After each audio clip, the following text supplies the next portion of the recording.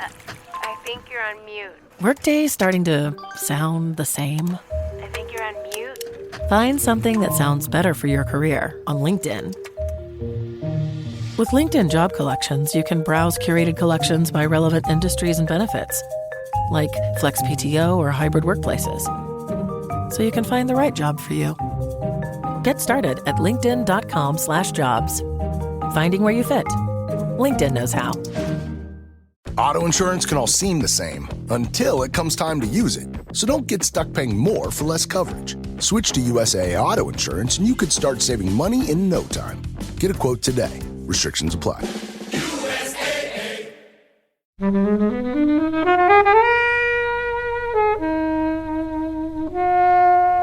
And I'm thinking, mate, you're absolutely deluded here if you think that what you were doing and what you were a part of wasn't harming anybody. At that point, there was a steward lying on the floor underneath a pile of people. It is a miracle that nobody came out dead from that situation on that day. And the guy said that from Wembley, didn't he? Yeah. He did. I watched this film with my partner, Nicola, and I, at that moment, could see she was seething, absolutely seething. Hey everybody, welcome to this episode of Flixwatcher podcast. Today I'm joined by Vic. Hello, I'm Vic. Charles. Hi, I'm Charles. And Helen. Football, football, football. And we're going to be talking about the final attack on Wembley. Was there a colon involved? I think so.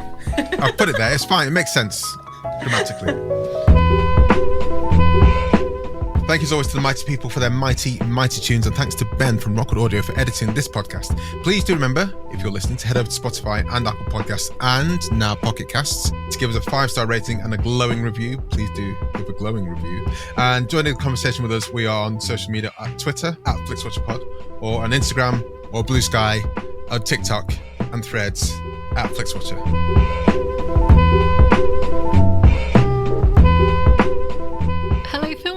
Welcome to this episode of Flixwatcher podcast. Our guests today are Charles and Vic. Over to you, please, Vic, to say hello to our listeners and tell them a little bit more about who you are and what you do, please. Hello, Flixwatchers. How are you doing today? I'm Vic. I'm from Mike Media. We're a podcast production and training agency, and we like to work with what I call good eggs. So we work with people that are doing good stuff in the world. What does good stuff mean? They're not doing bad stuff. Yeah, charities, CICs, NGOs, universities, okay, councils, those type of people. And because we're not busy enough, we also run a community for podcasters, and that's where Charles comes in. He's my partner in crime, if you like. And we run a community for podcasters, a global community for podcasters that's about almost 2,000 people now, and Charles is my right-hand man in running that. Wow. Why do people join a community? What they're hoping to get out of it, and what is the community? You might as well, let people know what it is. It's a cheeky little plug. It's called Mike's Podcast Club, meetup.com/MikePod. And we exist simply, it's dead easy. We come together once a month online to help each other make brilliant podcasts. I call it it's like a support group / youth club for podcasters. Is there a tuck shop? Do you know what? There is not a tuck shop, but we will try and implement that. I want to get as many youth clubby references as possible at Mike's Podcast Club. Bike shed, ciggies. Bike shed, pool table, foosball. Beanbags. Snogs. So, Charles, a bit more about yourself. Vic has given you a nice intro. Yeah, I'm Charles. So I'm a freelance podcast producer, voiceover and presenter. I am the founder and head podcaster, as I've chosen to call myself, of Vibrant Sound Media. We make podcasts for anyone, so they can be good or bad eggs, as long as they pay on time. Sell out. And yeah, as Vic said, along with her, I co-run Mike's podcast club. I should just point out it's Mike as in microphone, so MIC. Yep, I thought that might be the case. Therefore, no one called Michael in this no, operation. it's not named after Michael anywhere. Yeah, it's a great community. I love running it with Vic most of the time. And all of the time, really. I love you. And it's a great place for podcasters of all abilities and I suppose ages to come together. How much do people pay per month? I'm sure it's like £1 million, isn't it? It's completely and utterly free. What? Zilch, nada, nothing. What's going on? You're losing out on millions of pounds per day. We just do it because we love it. So we're here to talk about final : attack on Wembley. I'm putting a colon there. I'm going to keep that there all the way through, which is your choice, Charles. Can you tell us first of all why you chose it? And then I'll get the timer out, in which you have 60 seconds, 1 minute, in which to give us the synopsis, if you can do so. Absolutely. Yeah. So I'm a big football fan. My own podcast is called It's All Cobblers to Me, which is the fans podcast for Northampton Town Football Club. Yes, there are enough fans to be able to make a podcast that people will listen to before anybody says it. I used to live in Northampton as a kid. Maybe I should. Get involved, Kobe. And when I say a kid, I'm literally like 5 years old, so I know super little about it. Yeah, shoes. That's all you need to know. Done. Dusted. So yeah, big football fan, including England. And I was one of the people that got really excited. 3 years ago now? Yeah. When Euro 2020 finally actually took place. Believed that England were going to win. Believed it more so then than I did this summer in Euro 2024. But it was excruciatingly painful. And one of the things that I'd kind of forgotten about was the fact that there was lots of crowd trouble at the final, with the fact that COVID had happened. The final wasn't allowed to be sold to capacity. I think there was something like 26,000 seats spare that weren't sold to try and keep the restrictions going a little bit. And of course, what happened was that lots of people, and I mean lots, turned up on the day of the final, had a lot to drink before the game. Not even and just then drinking. Stormed it. Yeah, it was not pretty, but I'd forgotten all about it. And then this documentary film appeared on Netflix, and I thought, I really want to watch that. I just need an excuse. And you came along, Kobe, and gave me that excuse. And Helen as well. We recorded recently, and we found more and more. Well, we found quite a bit that people have a film on their list that maybe needs just a bit more attention, or just like a nudge to make them say, yeah, this is the right opportunity to do that. And our podcast, if anything, gives people that opportunity to do so. So what I'm going to do is get the timer out. Oof. And then Tension mounts. 60 seconds. Starting now. Yeah, so the synopsis of the final attack on Wembley is very simple. It is all about the one day of Euro 2020 and the final taking place. It's not about the football so much, although that does provide the context to the situation. And essentially, it's all about the crowd trouble that happened. Thousands of fans stormed Wembley Stadium, getting in without a ticket. And it's about how the fans that were there on the day saw it, how the people working at the stadium saw it, how Brent Council saw it. And you basically get a full rounded picture of what happened that day. And England still didn't win, despite me praying for Saka to bury that penalty for the fourth time of watching it. It still doesn't go in. Lovely. Helen, Vic, where do you stand on football in general? I love an international match. I love an international tournament. Get into it. Love it. Love it. My team is Sheffield Wednesday. Oh, is it? So, yeah. So we don't really focus on that a lot for obvious reasons. Apart from that playoff thing a couple of years ago, that was amazing. That was the best thing ever. So I wouldn't go out my way to watch a documentary on football. Like I've watched a few of those Ryan Reynolds Wrexham things, and I watched the first Beckham thing, but I won't go out my way to watch one. So this was, like you say, it's a nice excuse to watch something a little bit different. But in football, it's okay. So generally you like football depending on the situation. So what did you make? Were you aware of this final then? Obviously. Yeah. I was around my pals watching it, and I had no idea at the time that this was going on at the same time. I remember sat round the table with my pals watching it, and it was only after. But then after, I don't recall it being that big a deal. Like I think they mentioned it in the news, but it wasn't as horrific as what was seen on the documentary. Yeah. They almost kept it a little bit quiet, or maybe it wasn't I watching the right news. No, I only saw it on Twitter. Or some kind of social media platform. I'm assuming it was Twitter at the time. Helen, I know you're not that big a football fan, but what were you? Are you aware of the European Championships when they happen? I am aware of the Euros as a football challenge. I mean, I enjoy watching a good game of football. That's interesting. But I think by this point in my life, I've seen England lose quite a lot of games. And being married to a Welshman, I'm less kind of into supporting England around him. He doesn't really go for that. This England team, though, I like this team. There was a lot of young players at the time. And obviously, Southgate brought a whole new kind of energy to it. So there was a lot of hope with it. But yeah, I mean, England did what they did best and kind of bottle it.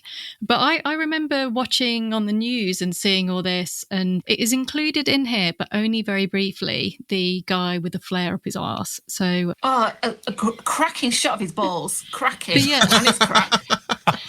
So it was good to see that he got a feature. But yeah, I remember the tournament because it also featured the little car that came on and brought the match ball. That's been done for a while now, hasn't it? Yeah, but I think maybe it kind of had its own lease of life. Didn't it have its own social profiles? I think this year was the year it really. I've seen it. I couldn't believe it. Did they have it this year? Really kind of came out. No, they didn't have it this year. No, they changed sponsor because that was the issue. It was a car manufacturer that had sponsored the ball at every game, and so therefore there was a miniature version of one of their cars that would bring it on.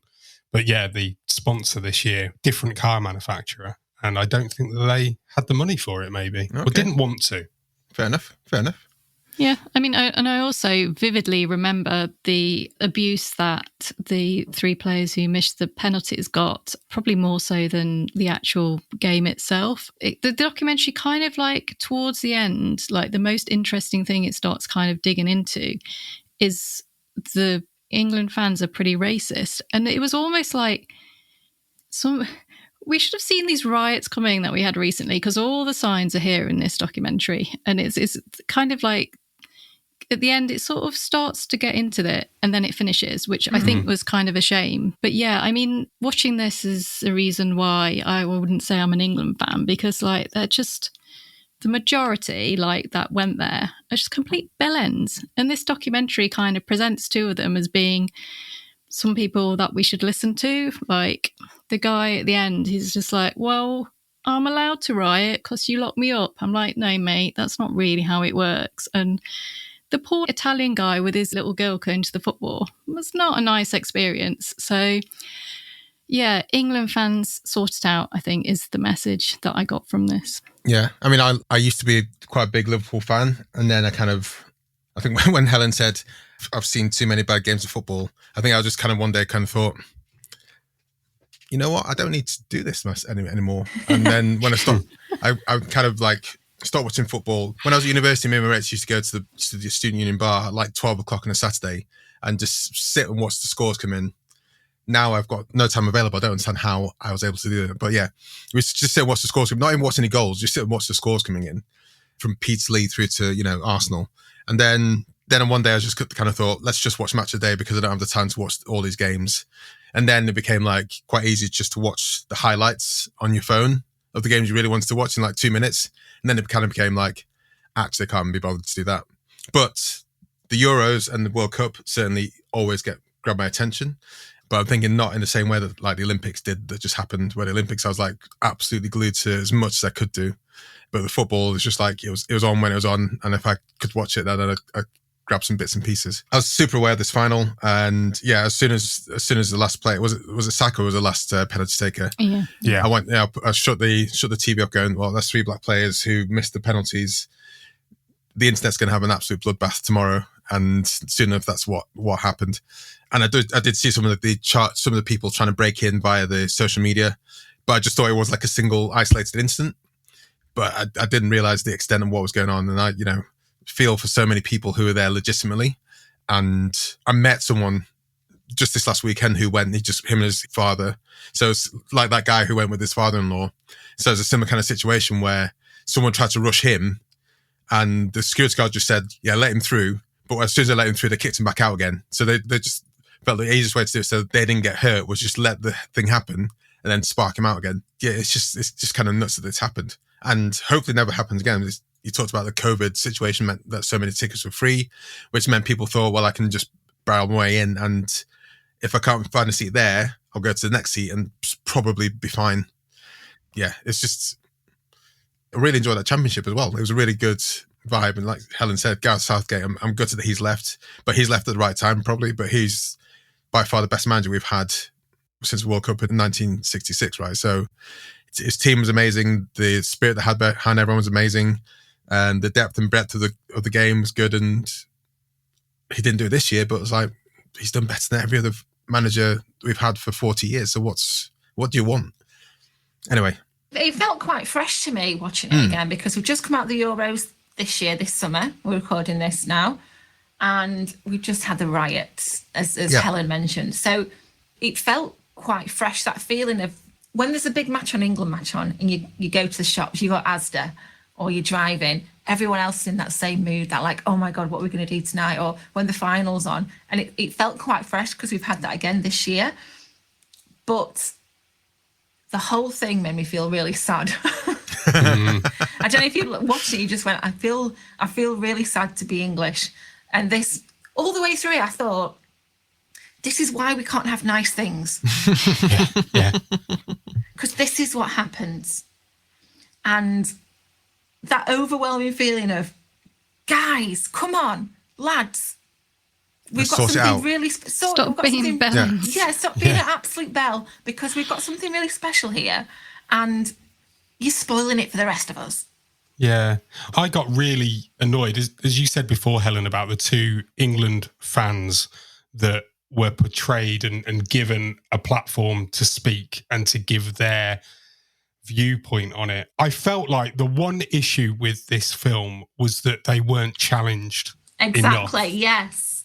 by the people that were producing it. And they were just allowed to essentially be all, oh, I'm a lad and it's all fun and it's good. It's only fun and games. 2,000 $2 grand in my pocket, and I managed to get away without spending a penny a bit. I was like, yeah. And it was like, even the bit where that lad says about how he gets through the first barrier, I think it was at the top of the Olympic step, where he's saying that he does a forward roll over the top, and you're just like that going, so he won't hurt anyone. And I'm thinking, mate, you're absolutely deluded here if you think that what you were doing and what you were a part of wasn't harming anybody. At that point, there was a steward lying on the floor underneath a pile of people.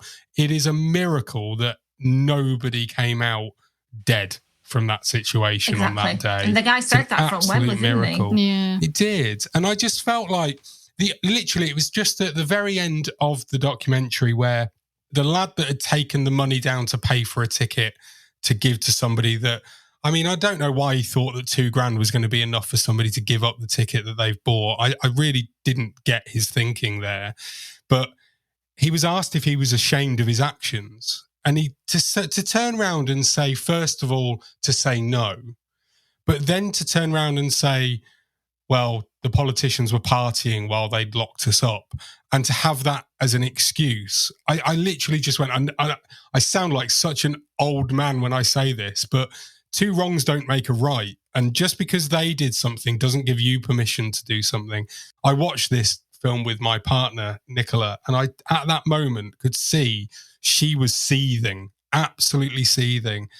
And I said to her, off the cuff comment, just sort of went, oh, well, in his world, if I murder you, he's okay to go and murder somebody else. I don't get his thinking. And the fact that he wasn't then challenged on that really annoyed me. And I felt like just in terms of those two people that were portrayed, all I felt was anger towards them because they couldn't see anything wrong in what they'd done. whatsoever. And like you said, Helen, the Italian fan living in England who took his daughter, I felt so sorry and afraid for both of them. Even though you knew he was alive and he was recounting the story. Exactly. Even though you knew he was fine, you thought, I couldn't help. And I was imagining, I've been to Wembley to watch England. I've also been lucky enough to go and watch Northampton there as well. And I know how busy Wembley Way can be when people are actually going to the game and they're literally just walking from the train station down to the stadium to get in. So to have all those thousands of people there who were basically stationary without anywhere to go must have been absolutely terrifying, especially when he was taking his young daughter with him. And I felt for him so much when he said that he actually had the thought of, I've made a mistake bringing my daughter. And I was like, that you haven't made a mistake. It isn't your problem. You've not caused this. You've not done this. This responsibility lies with all of these idiots that have decided to go down there without a ticket and to essentially cause mayhem as they did. And that isn't their fault. We should be able to take our young family to a football match without any worry of anything going wrong. And it's down to everybody, from my opinion, as a society, to think of others and to allow that, to make sure that that happens successfully. On that day, none of them were thinking about anything other than themselves, and it showed. The guy I met who went to the game, he said, he got his out of the ballot, spent 40 quid. He said it was up in the gods. He was kind of okay, but then, he was hassled. I can't remember if it's his dad or father-in-law. I'm not sure if I'm crossing the streams with the guy in the story, in the documentary. But he said, he could have shifted those tickets for like £3,000, £40 to £3,000 each. And when I asked him, do you wish you'd have sold them? He was like, he really kind of struggled with that. Although, like I say, he only had one instance of people trying to barge in, and he said he completely didn't see the outfall of it. So I think a lot of people there would have not seen a lot of the mayhem that happened and ensued. Mm. In one way, it sounds a bit harsh, but when that the head security guy saw that they didn't win the cup, and all the fans just turned around, did a 180 and walked back down again.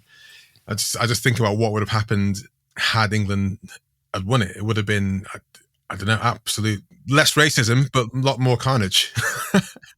Feel like it's maybe karma.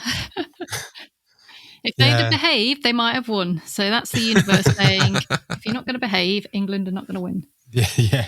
There was some really nice moments in the documentary that I thought they did really well. There was the bit where the start of the match, when they had the opening sort of ceremony thing, and they had the footage of all the flags and stuff, and the joyous moments in the stadium and all the fans going wild, and it was amazing. Then they cut to the outside of absolute debauchery and mayhem. I thought that juxtaposition was really nice.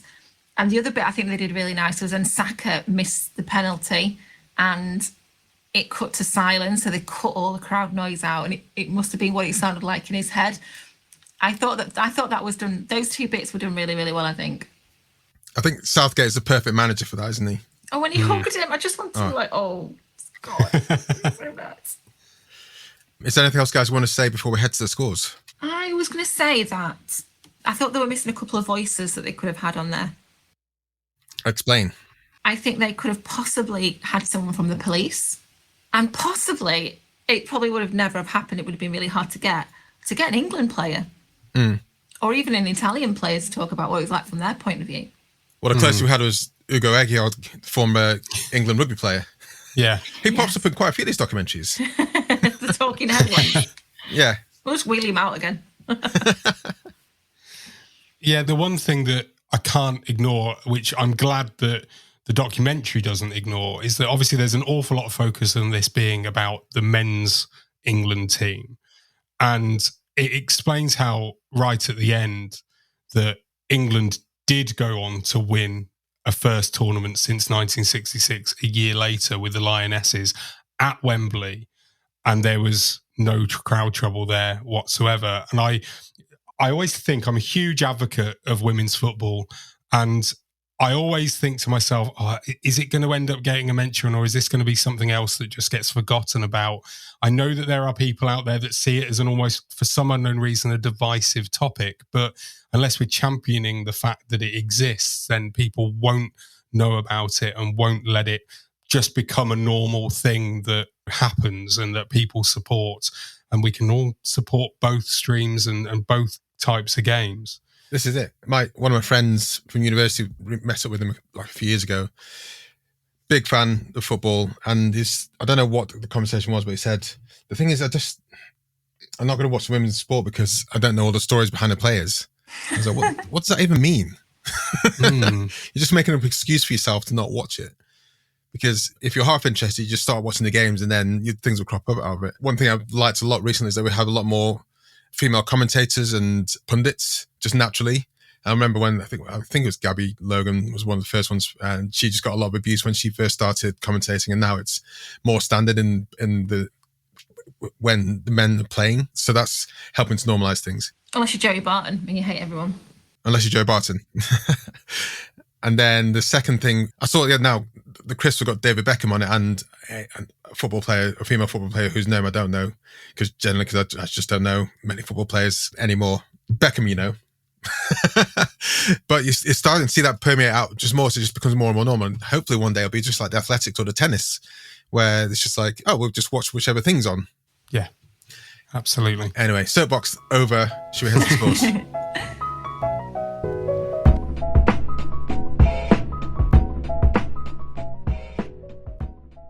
Hey there, Ryan Reynolds here. It's a new year, and you know what that means. No, not the diet. Resolutions.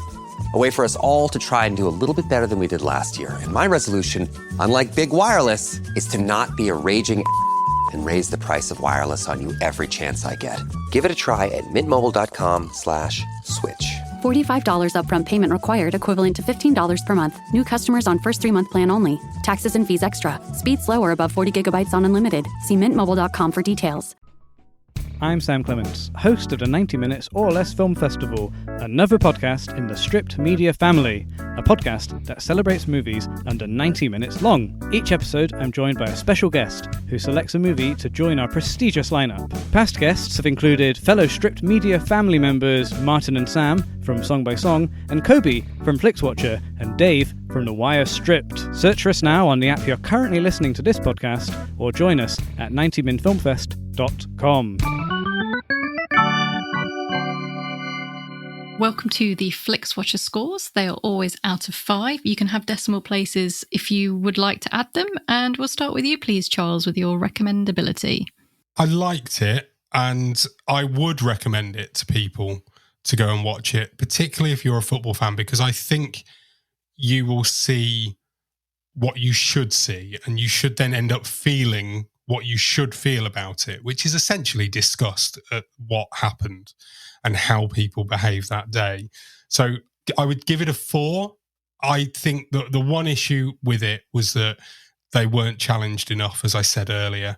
And if they had been challenged more, then I think it would have been not necessarily perfect, but as close to it as it could have been. So I think that you should watch it, whether you're a football fan or even just a sports fan in general, particularly if you're a fan of the England football team. I know, as with all of these types of things, the people that should watch it the most probably will steer clear of it. Or if they watch it, they won't see what's wrong with it. Absolutely. Be like the two lads that they had on, thinking it was absolutely fun and a grand day out, causing mischief. But yeah, I do recommend it. 4 out of 5, I think. Vic?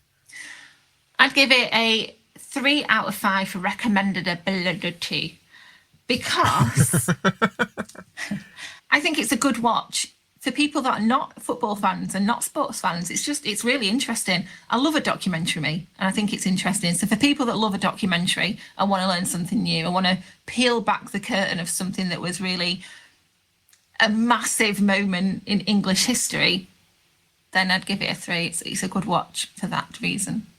Helen?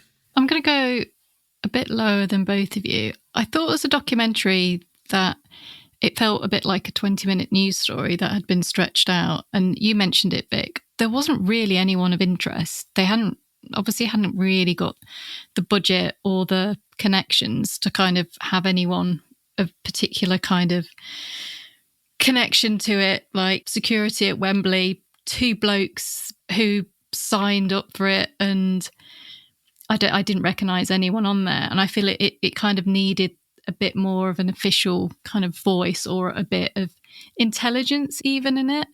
And as well, like you said, Charles, about them not challenging some of the things that are said, it's pretty dangerous kind of documentary making, because I didn't get what the point was of this documentary. Like, I didn't really learn anything new. I'll tell a lie. So the only thing I learned new was a song about stick your curly pasta up your arse, which I hadn't heard that one before, which that was the thing new.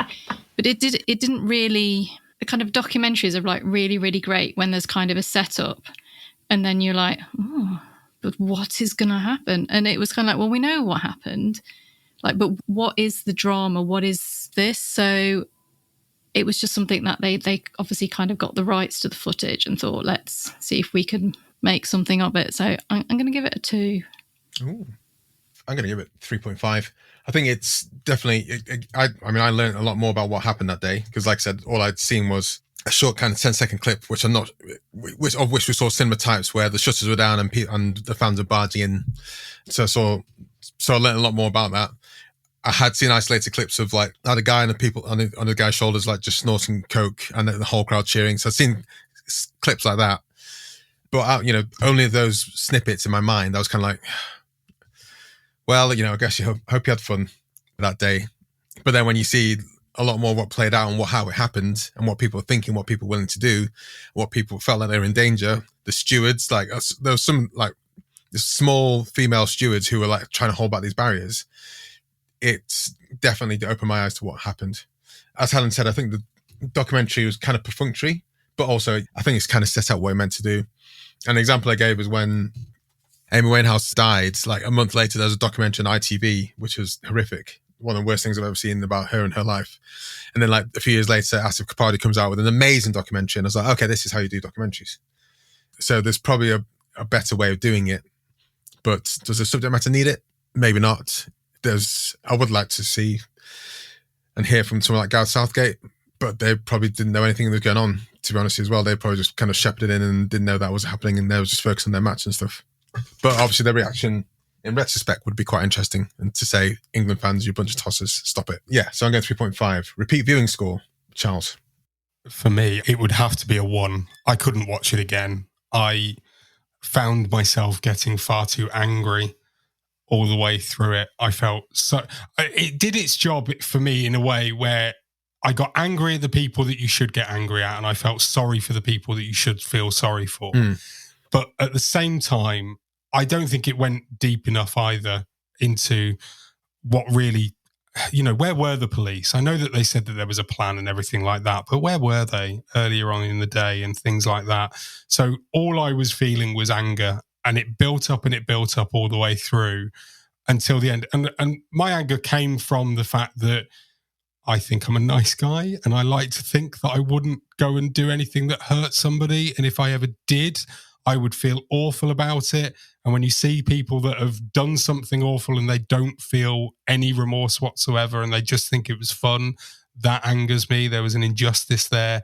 So I watch it once and it definitely be a one and done. They all pretty much got away with it. Like, They just came, they did it, they got on the trains, they went home. Like, there was no consequences apart from like maybe a couple that had been caught on CCTV and were caught. But even then, what would they've got? Like a fine maybe? Yeah. Like they're not even banned from going to Wembley again. Like, I was really hoping at the end, when, as many documentaries will do, well, they'll put text up on the screen to say this is what happened afterwards. I was really hoping that the lad that had got in and broken in, it would come up saying, he's now been arrested and he's been charged. Because I was just like that going, this guy thinks he's just had a wonderful day out and he's got away with it. And there is a part of me that does think, what's the repercussion for him doing this documentary and being part of it? Because surely there won't be any kind of waiver that you can sign that will allow you to have, and get off scot-free. I mean, part of me thinks the police should be knocking on his door straight after watching it and just going, right, well, here's your banning order from football. Yeah. Here's whatever else punishment you should get.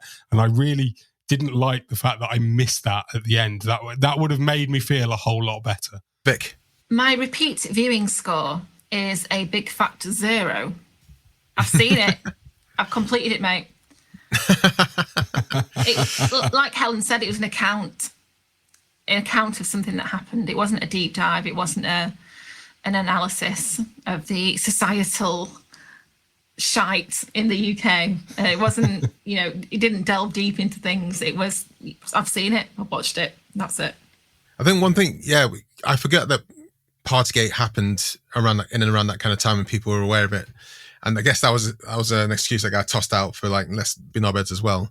But yeah, that kind of context would have been, it's easy to forget sometimes how hard COVID was on people, everyone though. So that doesn't mean we can all be tossers about it, but people's mindsets were in a different place maybe, so maybe getting a bit of context around that. And suddenly there's an eruption of like potential goodwill.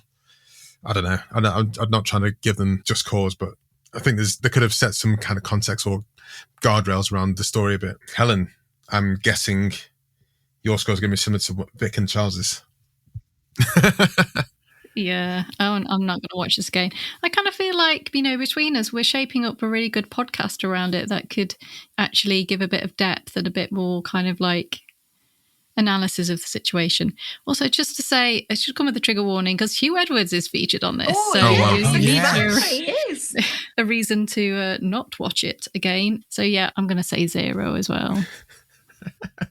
I'm going to say 1 because I watched it when it first came out, and when you suggested it, Charles, I thought, should I watch it again? And I kind of like started it and skipped to bits. And I wasn't looking for particular bits to skip, so I was just like, let's skip 10 minutes. Oh, okay, cool. Let's skip another 10 minutes. Cool. Let's skip a bit. Oh, that guy's. Oh, yeah, I remember him. Okay, let's skip a bit. And then I was kind of like, that's the little car. Yay! I didn't see the car in my rewatch. Get back and watch it. It's good. I've seen, but they do that. I'm sure they do that in rugby and stuff where they just bring a car. They bring like the tea out on the car. Yes, so they do. That wasn't a thing for me. That was like mind blowing. It just brought us all together, didn't it? Like the little car. Small screen score. Charles. So I couldn't think of ever going to a cinema to watch that. I mean, I love going to the cinema. I love watching massive blockbusters, but to go to the cinema and watch that specifically, or even anything else like that, Netflix have got loads of these types of documentaries that are available on all sorts of different topics. They are very much the kind of thing that you do expect that you may well just turn it off at some point if you're not finding it interesting. And so therefore, I can't give it, I mean, are we going with the scale of being essentially low score is good for TV and a high score is good for cinema? Is that how it kind of ranks? The other way around. Other way so around. Yeah, the high score is like, this is perfect for Netflix. The low score is like, I need to have seen this in the cinema. So imagine your favourite, you say your blockbuster. First time you watched Jurassic Park, where was that? Cinema. Yeah, absolutely. Yeah. So that would be a low small screen score. In that case, then, I mean, this has to be a 5 is the most that you can give, right? We can't turn it up any higher than that. Yeah. I mean, 5. I mean, I'd have been quite happy sat there watching it on my phone, if I'm honest. Vic? Yeah, agree with Charles. 5s across the board. Well, we don't know what Helen or I are going to say. Helen? I mean, if ever there was a made-for-TV Netflix documentary, it was this. So 5. Yeah, I'm going 5 as well. Vic, you got it right. 5 across the board. Engagement score, Charles? Again, I got really angry at it. I was close to turning it off at one point. I won't lie, but that's engaged in a way I don't think we've talked about often. Like I mean, maybe how it is. angry were you about this? I wonder whether actually, if I was a more active X, formerly known as Twitter user, just call it Twitter. Then yeah, absolutely. You're not the BBC. Well, if I was a more active Twitter user now myself, I may well have actually turned to it to write something to say, what on earth? And challenge them and do this, do that. maybe even to turn around and warn people against watching it for any kind of really informed, in-depth knowledge exploration. So I suppose I did engage with it. I got angry at it. I'll give it a 3.5 for that. It wasn't a happy engagement. Let's say that. Vic? My engagement score would be 3. I could have turned it off and switched it back on again. I watched it all the way through. Do you know what? I don't think I paused it once. I think it's because it was late at night and I wanted to get through it. That might be the reason why. Fucking Charles and making. I'm just going to deal with it. Otherwise, I don't want to spread it across.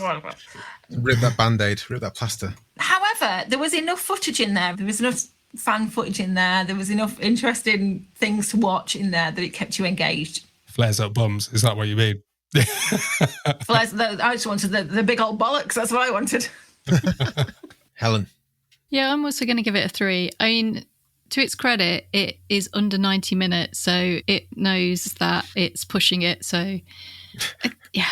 I mean, again, I was equally as enraged, and I think I was like surprised. It felt like it was more recent in my memory. I was like, oh, it was actually quite a few years ago. I kind of feel like it could have happened a summer ago or something. But yeah, 3. I'll go for that 3 area as well. The kind of thing with these kind of documentaries are, even though you think documentary, okay, I'm going to sit down and learn something, it's one of those ones you could quite easily zone out and be on your phone and doing other things. And this is definitely one of those. And you kind of just cast a view. Okay, sure. You cast your eye towards it if you need to. And these kind of documentaries, when I've been building my Lego sets, which are like up there, this is the kind of thing I was watching at the same time as doing that, because you can definitely just be concentrating your Lego and make sure, okay, something interesting on the screen. Mm-hmm. Otherwise, it's like a glorified podcast in a way. So yeah, I'm going to go for 3 as well. So give an overall score of 2.93750. The repeat viewing score overall of 0.5 really tanks it. But that's just a general documentary thing. Most documentaries, I think a couple of documentaries have had a decent repeat viewing score, but the rest have been quite low. But this is the lowest I've seen for a while. Yeah, Charles, Vic, can you tell us where we can find you guys online? I will say thank you very much for joining us and say goodbye to the listeners. Yeah, you'll find me mostly on Instagram at Charles Commins. And you can check out Vibrant Sound Media at vibrantsoundmedia.com and Mike's Podcast Club. Come and join us if you're a podcaster, if you're a fan of wanting to make content, whether it be audio or visual, then you are most welcome. And yeah, check us out on Meetup, meetup.com/MICPOD. Oh, just MicPod. Yeah. Thank you so much for having us. Thank you so much for inviting us to be on this amazing podcast. Thank you. You can find out more about Mike Media by just simply searching Mike Media on Instagram, LinkedIn, Facebook, and Google. Awesome. Thanks so much for coming on. Bye. Thank you. Bye. Enjoyed this episode of Flixwatcher podcast? Why not leave us a 5-star review on iTunes? You can also follow us at FlixWatcherPod on Twitter, and we're at FlixWatcher on Instagram. Thanks as always to the mighty people for their mighty tunes and Rockwood Audio's editing skills. If you're looking to get your podcast edited as sweet as this, get in touch with Rockwood, ROKK Wood Audio. Tell them Flixwatcher sent you.